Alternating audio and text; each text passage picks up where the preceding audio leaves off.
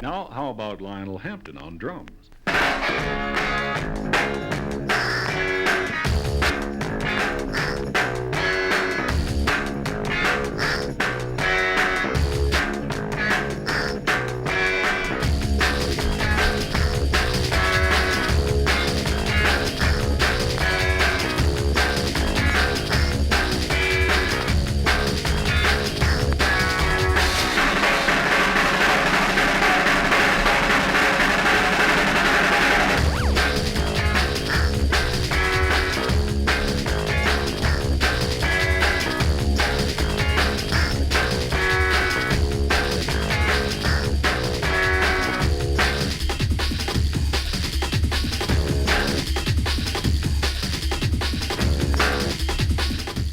We were going to festivals and things, going to see acts that we knew we liked, looking at the stage thinking, are they on or not? You know, not actually being sure whether the act you've gone to see is actually on stage or not. And this kind of seems like a pretty sad state of affairs for a performing art, if you can't actually tell whether it's happening or not. Take her down.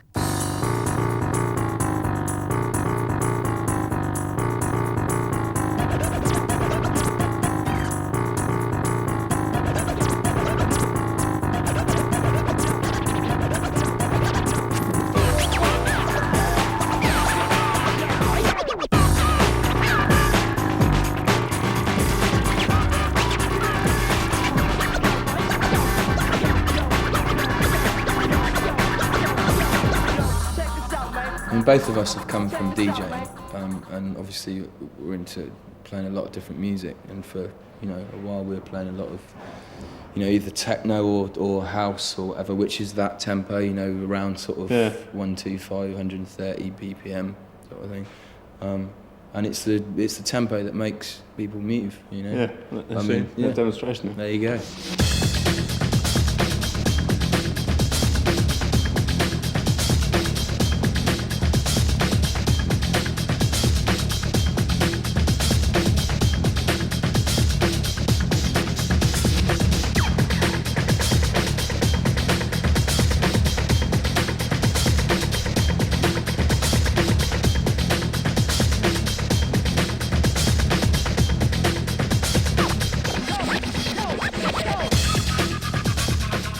It's just the whole house thing was just getting a bit boring, really. And if you're DJing and you're constantly looking for records you want to play, and the grooves that we like, so kind of that old funk grooves and kind of real old school rhythm and blues, like Booker T kind of rhythm and blues, not like R&B. Those kind of grooves, like you buy them and either the cuts are really bad or it's just like a kind of bad recording, and there's just no bollocks in the bottom end.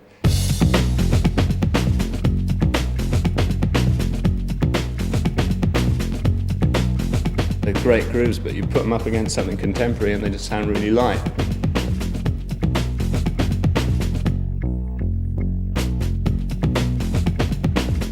So I think what we've ended up doing is actually making tunes which have the grooves that we like, but with a kind of contemporary weight to them, so that you can actually play them alongside other tunes and still be that convincing and like just powerful.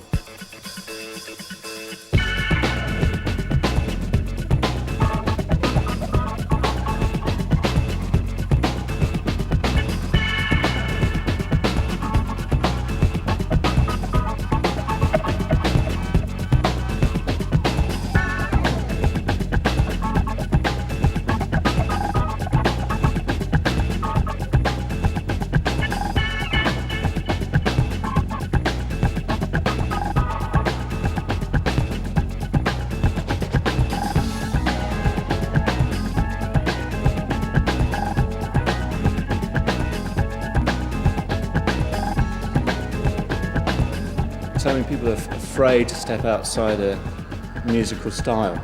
They're so afraid to put their neck on the line and say, well, this is what I like. It's so refreshing when you come across a record where you can actually get some personality off it, other than from like a vocals that's stuck on a song, where you can actually feel that there's a bit of a disturbed mind behind it. And all those soundtrack writers, I think, those people I would love to meet.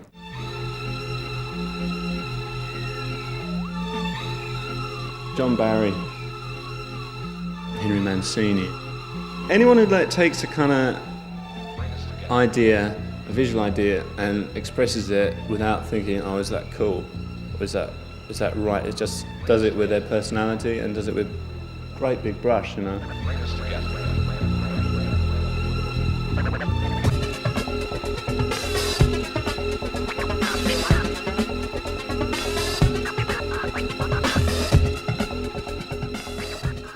What there is in Bath is like a really lively people scene of like really sound people. It's not quite as postcard-like as it looks like from the outside, but I'm not pretending that it's some sort of depressed inner city. And there's always this pressure, especially within the music business, to live in like London or some big centre. And like obviously, some people really thrive in that environment. For me, it's a totally inhuman sort of situation. I really like it taking an hour to get down the Waitrose when it should actually take 5 minutes because I keep on bumping into people. That is having a life for me. And it's that which I think that's what puts someone in a good state of mind to write good music.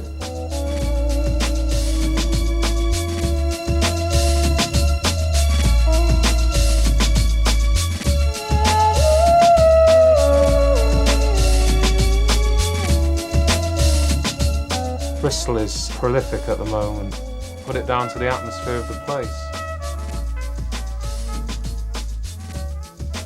We're right in the middle of the city now. You look out over trees, you could be in the countryside in 3 minutes. People have been coming to Bristol from all over the world for 300 or 400 years. And it does give it that kind of mix and cosmopolitan nature. Just the same as London being the capital has that kind of arrogance. I compare it to the east and west coast of America. The music that comes out of the big cities like London or Manchester, that's the east coast of America, and the west coast is more Bristol. You've got a different atmosphere here, it's more laid back. There isn't that same kind of rush around everywhere. That doesn't define whether you're going to make fast or slow music, but it defines the kind of atmosphere of the music.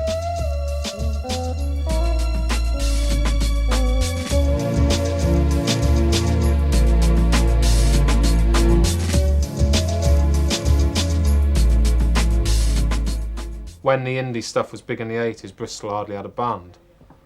I mean, when it was guitar based, I think Bristol people are happy with that heavy bass and drum sound.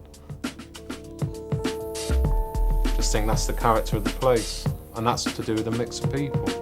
Things like the carnival. Notting Hill closes at 8 o'clock, the St Paul's, certainly up until the moment, goes on all night.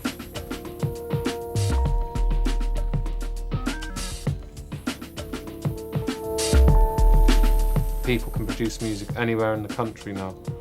The equipment's available to, like I can sit here and write my tunes in my kitchen. It's just opened up all around. And in Bristol, yeah, you've had a lot of people to say, well, they've done it. I'm going to get out there and do it. One of the major influences on a lot of people was the whole of the dugout kind of scene, people who came out of that, like Massive Attack and Smith and Mighty, who really started things rolling with people from Bristol kind of worldwide.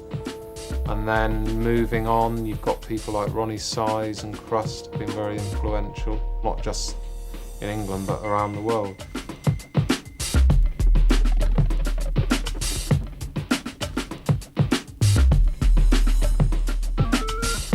Tricky, not really my type of music, very successful, but it's certainly not the type of thing I'm influenced by. Not the kind of guitar, very left field style of stuff, far more influenced by the kind of breaks that come out of things like hip hop and old soul records, jazz records, much more than the rock influenced stuff. Although, you can get good drum breaks from rock tracks and things. But that would be the other element. Maybe someone like I don't know, Monk and Canatella would be more influenced by them.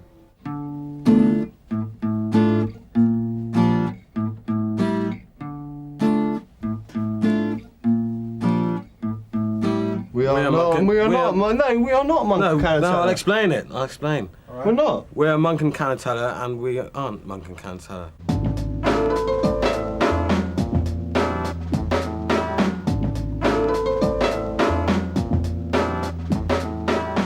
I'm not Monk, I'm not Canatella, he's not Monk, he's not Canatella. It's just a name for a project we've been working on. We're doing something different, it's not the same old stuff that everyone's trying to do. We're doing something new. It's not jungle, it's not house music, it's not indie music, it's not trip hop, it's just like we're doing our own thing.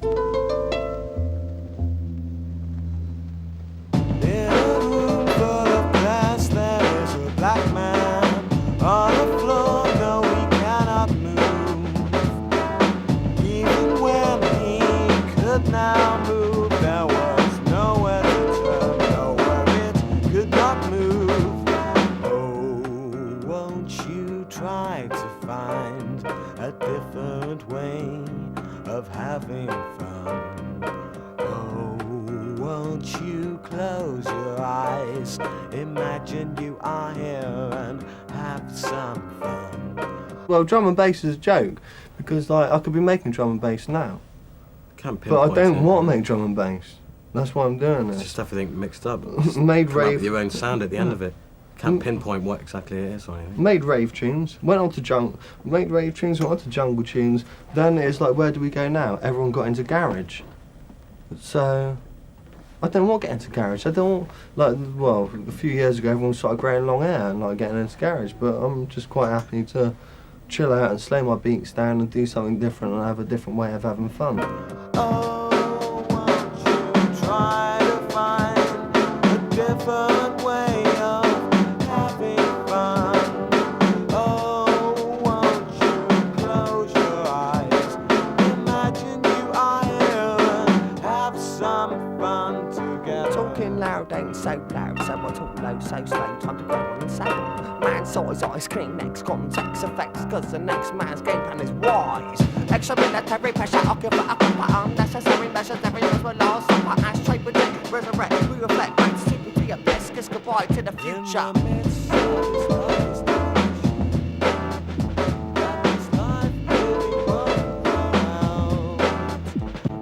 It's quite self-indulgent. It is, but there's only me and him in the studio, so who have we got to bother about? So we just enjoy ourselves. For ourselves, yeah. If other people want to hear it. Then I mean, we wouldn't mind 60 grand in the bank. yeah, right. Goodbye, all who's laughing.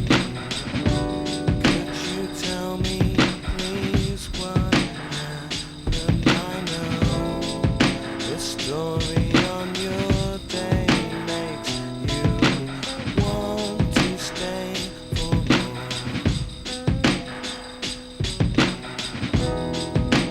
Take me beyond this connection. Show me a new direction to go. Somewhere new where people fail to put me down. Might not improve at all, but we will find a way to make it slip underneath their eyes. Looking on, they can decide. Those days are vanished now. The laughing few are laughed at now. Changing views to understand the natural pastime in our hands.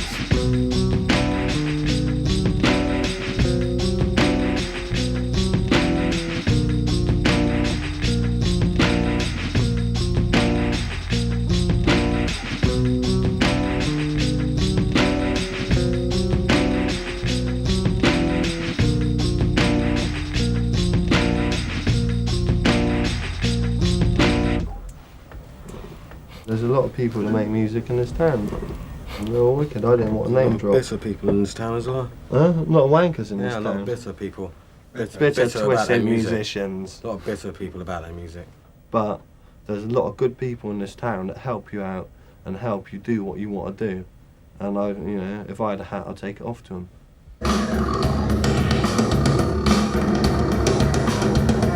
We come into the jumps. If we don't come into the jump, then we don't come up top. Watch your eyes.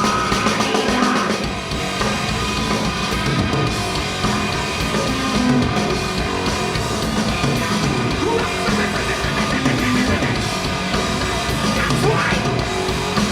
On the side.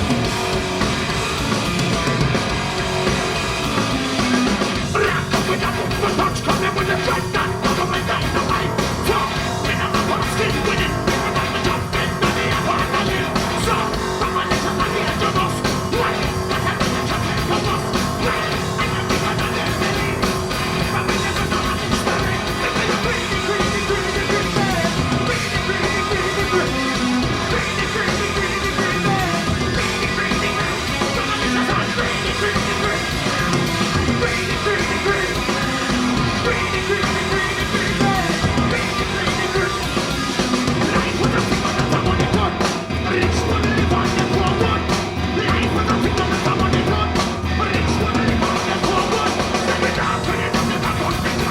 You're greedy, not me. You know, it ain't that buzz at all. We sing these songs, we sing all these songs on this album about, like, you know, coming together and living together. But this song, Greedy, in the middle of it, I say, we sing this song when I know we're just the same.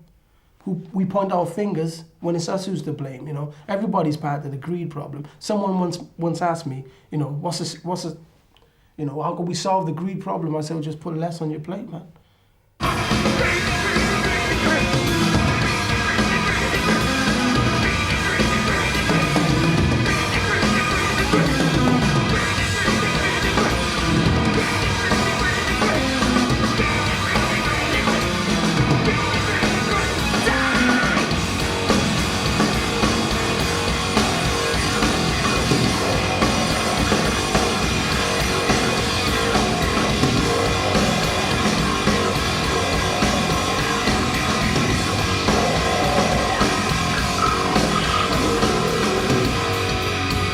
Michael Prophet, Tristram Palmer, Wanky Tayan. I used to love him, man, as a kid, you know. Barrington Levi, of course, like, you know, Dennis Brown. And I never got into Bob Marley till he was dead, bro. And that's the sad thing about it. Now, I don't play nothing except Bob Marley. If I'm listening to reggae music, it's Bob. I didn't know the beauty of it, though. I was blind, bro.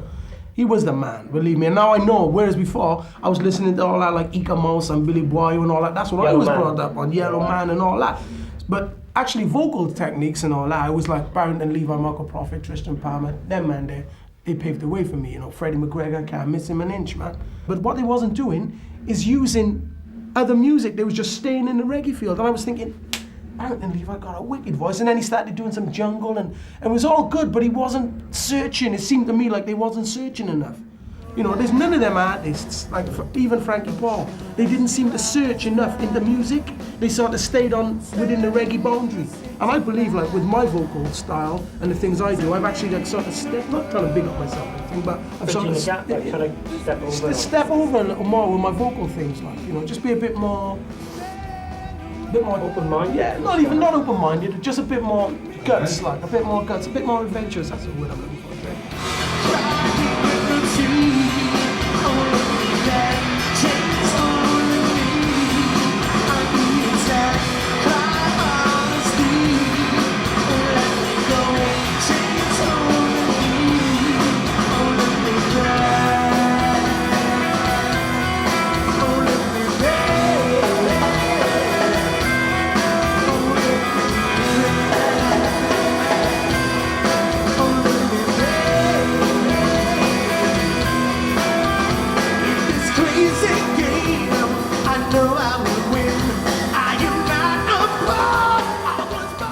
As a singer in a band, I know I'm fulfilled and I'm challenged by dub war.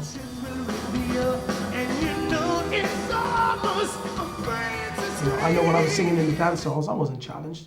All I had to do was pick up the mic and just, yeah, well, come on, well, yeah, and everyone be happy. I wasn't challenged at all, you know what I mean? But within dub war, I got all them things I need You know what I mean? Like, you know, I got all my metal vibes, I got my hardcore vibe, I got my dancehall thing, mixing like, you know, a hip hop thing with a reggae thing, with a heavy guitar. Oh, come on now. There's so much out there as well, you know, colours of the rainbow. Like, you know, if you take music as being the colours of the rainbow, you know, most bands do one colour, and that's all they ever do. So it's like when we come together, instead of like, right, we're going to be this sort of band, you just sing how you want to sing. And we like the first tune we wrote, we had this punk tune, like, because we were looking for a singer. Benj come down and he started singing dancehall style with this punk tune, and it was like, do you know what I mean? It just went, whoa, it's wicked. Like, you know what I mean? No boundaries, like, you know, there should never be any boundaries. Yes, I dirty dollar love. Yes, I wicked dollar love. Only you can give me $1 million love. Well, for me, $1 Million Love, it's like we had that track a while. There was the music there. When they first played me the riff, like, it was for me the music, the actual guitars on the track. When I shut my eyes, I just see the dollars going back and forth, you know, the hardness of it. But then, like, in the piece of the piece of the reggae vibe, it's coming to thought. You know, for me, that's what $1 Million is all about. Like, you know, where you got the dollars going back and forth with a metal pad. And that's when a man is checking his conscience now, that's where the reggae pad is happening, you know? So $1 Million Love for me is like, it sums up dub war to the max, like, you know what I mean? Sort of reggae and thrash, rash. It's all over you. Just a dollar that you love. Yes, I wicked dollar love. It's a $1 million love. Yes, $1 million love. Only you can give me $1 million.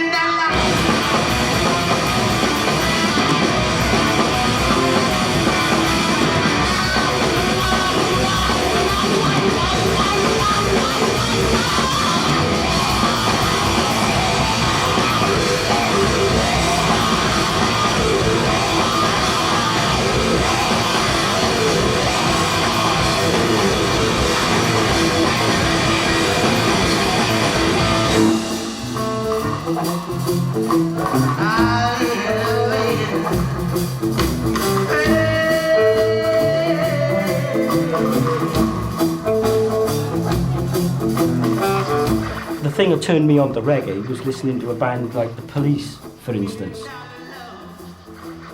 When I heard Stuart Copeland play drums, I was in a punk band, and he was like, what's some of this film? Yeah. And it was like, you know, when I see my mates, they said, well, check some of this out, man, check Sly and Robbie out, and things like that, and check this out, and check that out. All these Jamaicans, I was like, flipping heck, check that. And I was trying to play all that type of thing.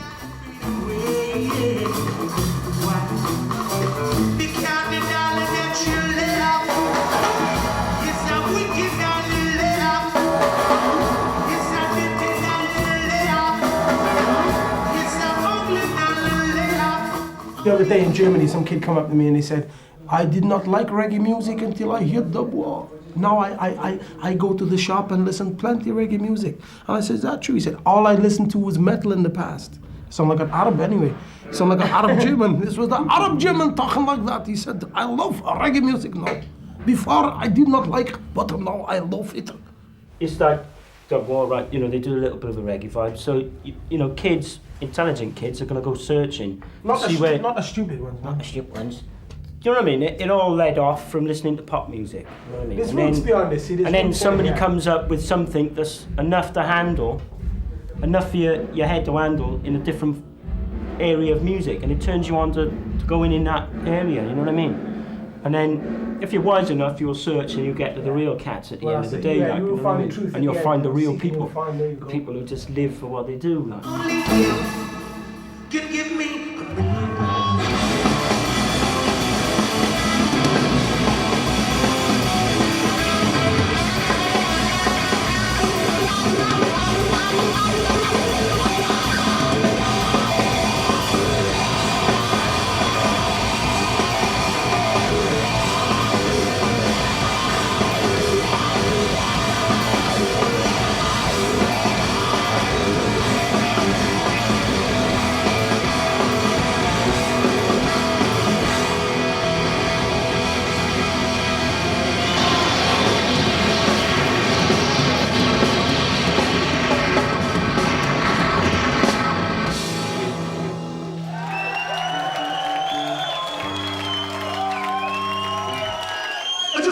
pay respect to all the Bristol